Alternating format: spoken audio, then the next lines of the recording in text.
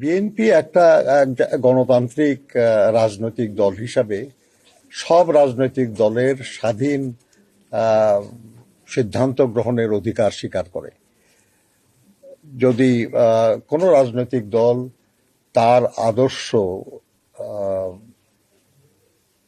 ঘোষিত আদর্শ, সেটা অনুযায়ী যদি অন্য কোনো রাজনৈতিক দলের সঙ্গে সম্পর্কিত হতে চায়, সে অধিকার তাদের আছে। অবশ্য আমরা এটাও দেখলাম আর কি, যে তাদের এই সিদ্ধান্ত না, তাদের এই ভাবনার সঙ্গে দ্বিমত পোষণ করে তাদের অনেক নেতৃবৃন্দ দল ছাড়ার ঘোষণা দিয়েছেন।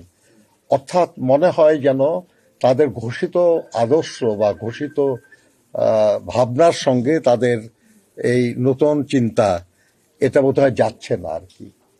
যাই হোক, এটা তাদের ব্যাপার, এটা আমাদের ব্যাপার না। আমি এ ব্যাপারে আপনাদের কিছু বলতে পারবো না, কারণ এটা দলের রাজনৈতিক সিদ্ধান্ত।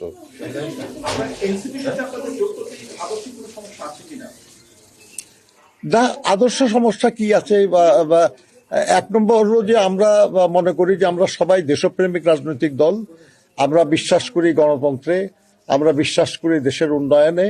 তবে সব ব্যাপারেই যদি একমত হতাম আমরা, তাহলে তো এক দল করতাম, তাহলে তো আলাদা দল থাকতাম না আমরা।